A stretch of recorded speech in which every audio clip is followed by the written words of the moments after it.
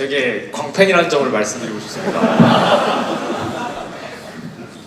1년 전에 여기 오셨을 때도 같이 강연들을 왔었고 그때 찍은 사진이 지금 제 카톡 프사로 1년째 있습니다. 개혁신당 당연히 당원이고요. 네. 그때 비슷한 질문을 드렸는데 그 아까 그 두 개의 팩션이 있다고 얘기하셨잖아요. 네. 그 산업화랑 민주화 세대. 근데 이 사람들이 우리를 굉장히 아웃넘버 한다는 게 큰 문제이지 않습니까?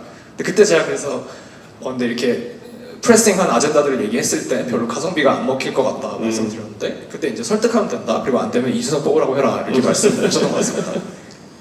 근데 이제 당연히 할머니들과 얘기를 해보셨겠지만 이분들 진짜로 이재명이 간첩이라고 생각하시는 분들도 계시거든요. 유튜브 하도 많이 봐서. 그래서 저는 그때도 그렇지만 지금도 이게 진짜 토론의 영역으로 되는 것인가 하고 회의감이 들 때가 많이 있습니다. 그리고 이제 70대, 80대 분들이 돌아가시면 그때 이제 표파워가 지금 민주당 골수 지지층들이 엄청나게 강해질 거기 때문에 그리고 또 그들이 이제 70대가 되면은 토론으로 설득하기 쉽지 않을 거라고 생각하기 때문에 혹시나 좀 더 프랙티컬한 어떤 구상이 있으신지 어떻게 하면 좋을지 질문을 다시 드리고 싶습니다. 감사합니다. So the question was about our in our political sphere, the older generations outnumber us. So what's our practical way to resolve this issue? Then I would say, well, if you look at the past 3 elections, namely the presidential election, the regional election, and the recent general election, well, things have changed a little because the Korean political sphere now acknowledges the fact that the people in their 20s and 30s are the swing generations. Those are the people who decide who wins the election, which party, which faction wins the election. Because I remember how in year 2022, when there was this presidential election, earning the support from the younger generation was so big back then, and they were coming up with these kind of policies and ideas to appease the younger generation. And now, so if you look back in year 2004, when President Roh Moo-hyun ran for presidency, and in year 1998, when Mr. President Kim Dae-jung ran for presidency, back then it was the Chungcheong provinces which were known to be the swing states. So all the presidential candidates actually ran to appease the people of Chungcheong provinces to win the presidential election. So back in year 1998, so President Kim Dae-jung decided to join forces with the prominent figure in Chungcheong province, Kim Jong-pil, to join forces and win the presidential election, so-called the DJP alliance. And in year 2002, when President Roh Moo-hyun ran for presidency, he decided that he gained the support from the guys in Chungcheong province, and he decided that he's going to move the capital to Sejong City. So, so back then, all the politicians in Korea knew that they had to earn support from Chungcheong province to win presidency or win any election. Now, all the people in political sphere knows that to win any election, whether it's the presidential election or a general election, that they have to gain support from the younger generation. So it's the kind of change that we made, and we can definitely leverage that. So if we act wisely, then I'm pretty sure in the next election, the PPP, the conservatives, have learned something from this recent general election, saying that by giving up on people of 20s and 30s, they lost this election, general election. Then they know that in the next election they would have to do something new to appease the younger generation. So that's the kind of thing, change that had happened to the Korean public. So Korean politicians now acknowledge the younger generation as the swing generation of the new era. So we should rely on that. But from the Reform Party's point of view, it's a little different because, I mean, if the political system is kept in a like a 2 separated faction system, then it is very unlikely for us to gain power in that sphere. But well, we should come up with our own ideas to deal with the situation. It could be, I mean, well, there are journalists there, so I'm really trying to keep this a secret. But well, we might have to join forces with one of the factions in the next upcoming election. But we haven't decided on it. But if we are like a clear, crisp representatives of the younger generation, that we might be in a position where we can join forces with another faction to actually put it in the platform what the younger generation wants, and we can join forces with the other faction. But we haven't come up with a decision yet. But yeah, we're coming up with ideas. Yeah. That question? Yeah. 한글로 질문 네, 편하게 하셔요. 네. 일단 강연 너무 잘 들었고 예. 좀 늦었지만 당선 너무 축하드립니다. 감사합니다. 네.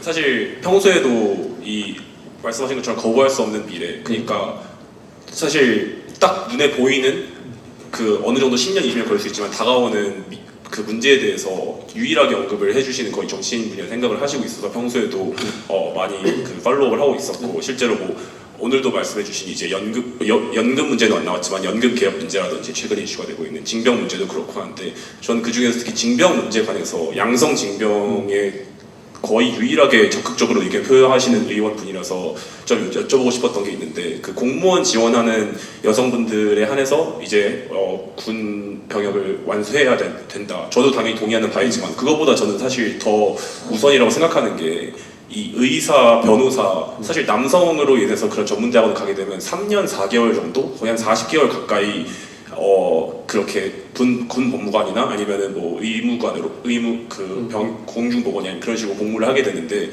그런 전문대학원이나 아니면 그런 전문직을 하기 시작한 여성들의 경우는 진짜로 못할 신체적 이유가 전혀 없다고 생각하는데, 물론 이제 완전한 양성 징병제에 대해서는 토론의 거지가 있지만 이 건에 대해서는 토론의 여지도 없이 무조건 가능하다고 생각해서 저는 사실 그 점이 먼저여야 되지 않나 생각을 했습니다. 물론 공무원들도 당연히 해야 되는 게 저는 동의하는 바이지만, 그래서 이런 전문직종을 하는 여성분들 여기 있다면 혹시 죄송하지만 죄송할 얘기는 아닌 것 같은데, 그래서 어쨌든 이 건에 대해서는 혹시 생각 어떻게 하시는지 그게 좀 너무 궁금해서 제가 사실 7시에 스케줄이 있는데 꼭 여쭤보고 싶어서 좀 늦게 나와서 질문 드리고 싶었습니다. 감사합니다.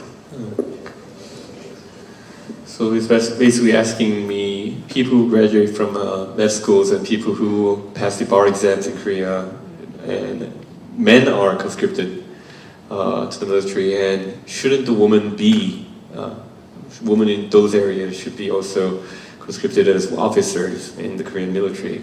Well, I haven't thought about it, but I think it's a reasonable thing you say there. But I mean, men who are in mandatory military service, they can choose between serving in the military or serving in the rural areas as a public doctor.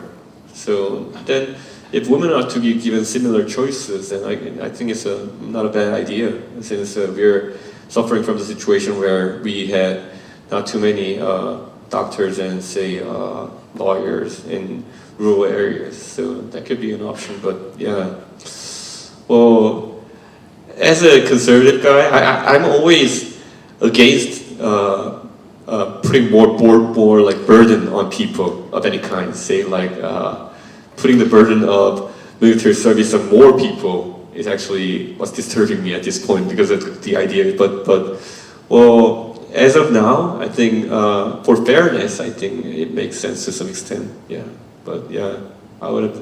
Well, my terminal goal is to remove conscription and make no one suffer from these mandatory military service. But yeah. But in the interim solution, as an interim solution, I think it makes sense, because we're suffering from a low number of doctors and lawyers in rural areas. Yeah, that's my point of view. Yeah.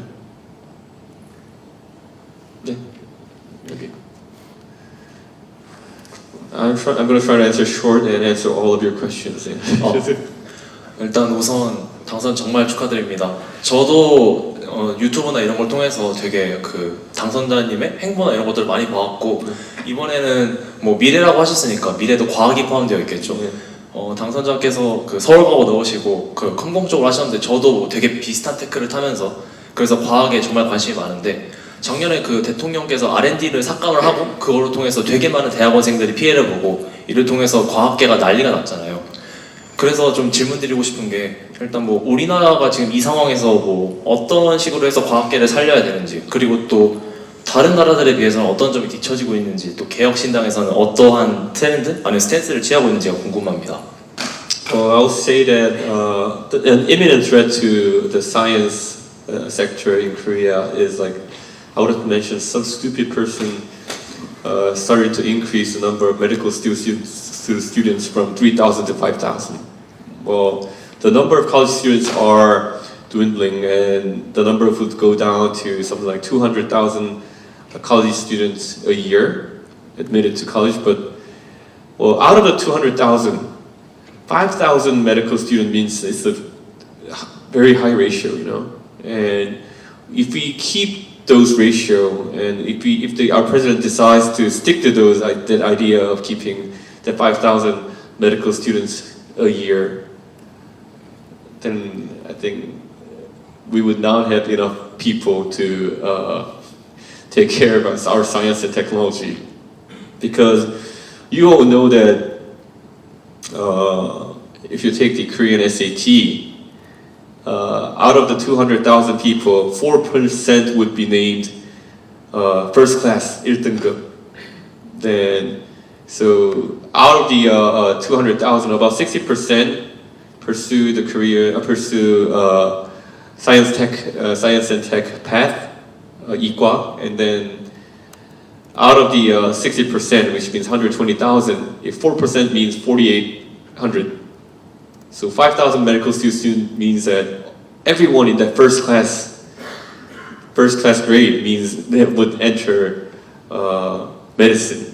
So, which means that no one would go to science tech. So, out of all the stupid things that Yoon did, I think that's like the biggest stupid thing that he did, and he's gonna damage Korean science and technology permanently. So he should definitely reset the numbers back to 3,000. Yeah, but yeah, he would not listen to anyone.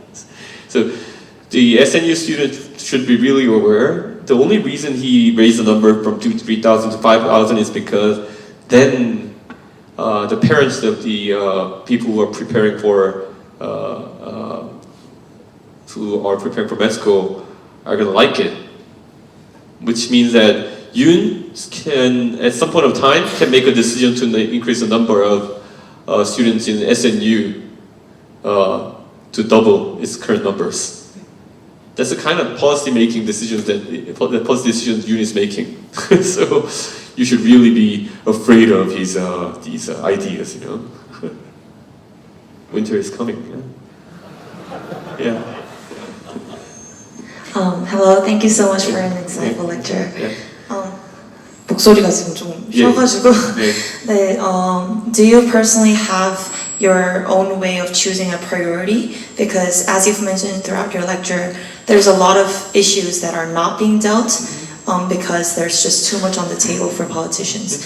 The first question would be, do you personally have a way that you could put all of those matters onto the table?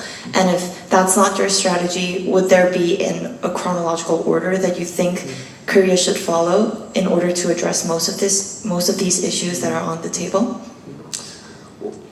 Well, I put those issues on the table because I want the public to know that there are so many imminent threats that's coming to Korea right now. Because, I mean, so Korean people who are interested in Korean politics, the public, are usually focused on who goes to prison, that issue. So we gotta deviate from that issue, and we have to see what the threats are coming, what the imminent threats are. And I would mention that I'm not a superhuman or anything, so I personally don't believe that I can solve most of the issues. But I even think I may not solve any of the issues, but I'm pretty confident that if you put those things on the table, the Korean crowd or the public would be smart enough to come up with a solution of their own when we put it onto the debate table. So I think as a politician, my primary role is to put everything on the table and try to tell the public whenever I have a chance that these things are coming in the near future. Yeah, somebody has to just shout out these things, and I think that's my role. And I may come up with some solutions to some of the questions, but I'm pretty sure I'm not the professional for everything. So yeah, that's the kind of thinking I have. Yeah, and personally, I deal with things in a first in, first out manner. So yeah, in chronological order, I think. Yeah. Yeah. People in uniform.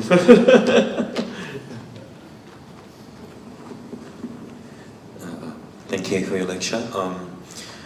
As you mentioned yourself about the first in, first come issues or issues of basis, one of the most prominent and imminent issues that you face in the next General Assembly, I believe, is concerning the several special prosecutors law that is facing President Yoon, both on the First Lady and on the Private Secretary Che's special prosecution.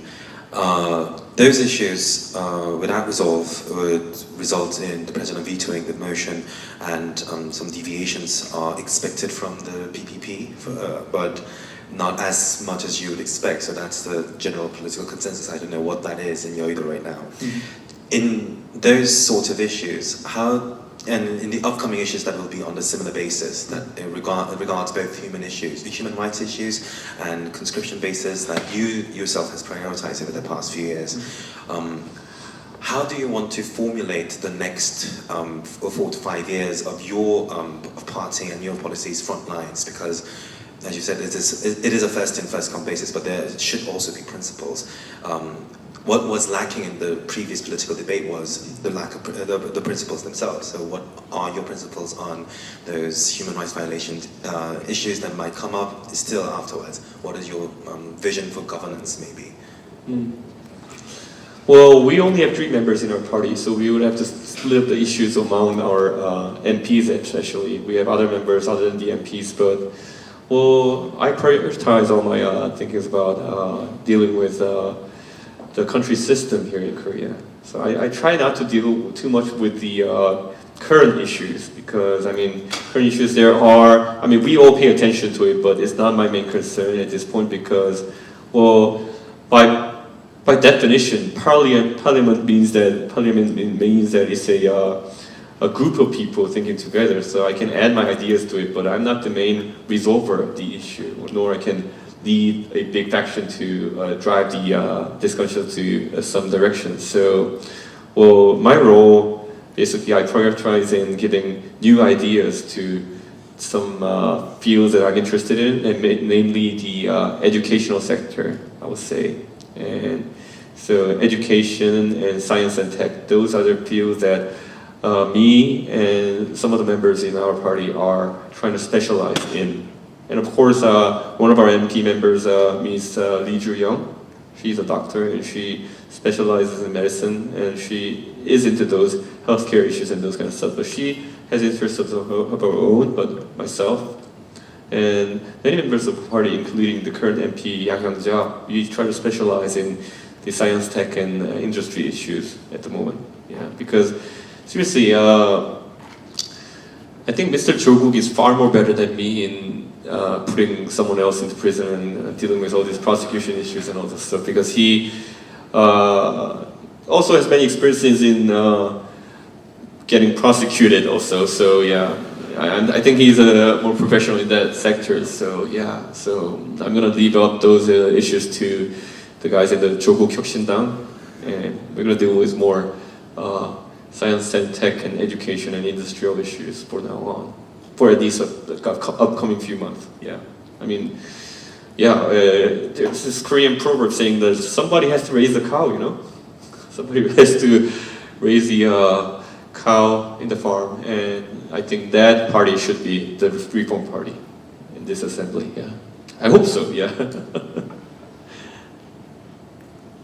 Okay, the next man in uniform.